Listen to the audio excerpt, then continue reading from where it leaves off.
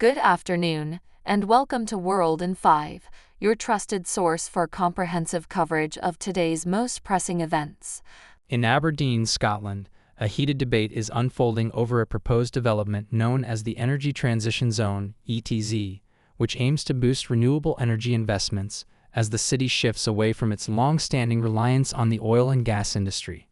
We have Shelby reporting on this. The ETZ is intended to attract clean energy projects to Aberdeen, aligning with the UK's new Labour government's commitment to cease issuing new oil and gas licenses. The company behind the ETZ is focused on protecting and creating as many jobs as possible in the region through investments in renewable energy. However, the development has faced strong opposition from local community groups because it would cover approximately one-third of Street Fiddix Park in Tory. This park is the only public green space in one of Scotland's most underserved urban areas. The controversy surrounding Street Fiddix Park highlights the growing global issue, the conflicts that arise as clean energy infrastructure reshapes communities. Similar tensions have been reported in other parts of the world, including Mexico's wind farms, Namibia's desert hydrogen zone, Indonesia's nickel mining, and Germany's Tesla Gigafactory. Back to you, John. Thanks for that update. As G20 finance ministers meet in Rio de Janeiro this week, Brazil and France have a significant opportunity to advance a global wealth tax that could generate over $680 billion annually to combat poverty and address the climate crisis.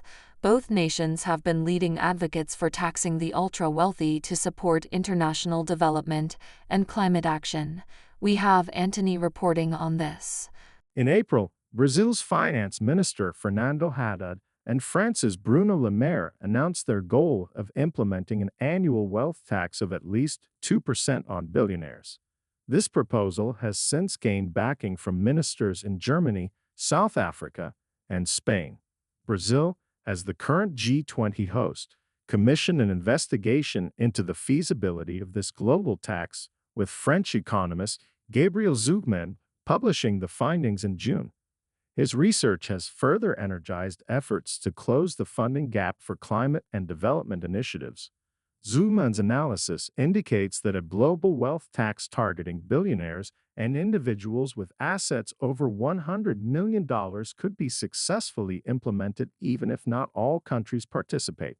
The measure also enjoys broad support, with over two-thirds of respondents in 17 G20 countries favoring higher taxes on the super-rich to fund significant improvements in the economy and quality of life. Back to you, Bella. Thanks for that update. Campaigners are calling for a shift away from intensive farming practices around Lough Neagh to ensure its survival, as noxious algal blooms have returned earlier than usual this year. We have Jensen reporting on this. Lough Neagh, the largest lake in the UK, supplies over 40% of Northern Ireland's drinking water. However, the lake has been in crisis for several years due to high levels of phosphorus, nitrogen, and other pollutants entering its waters.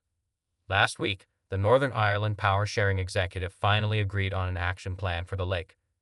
This strategy includes various support measures for farmers to reduce pollution in the lake's extensive 1,876 square mile, 4,860 square km catchment area.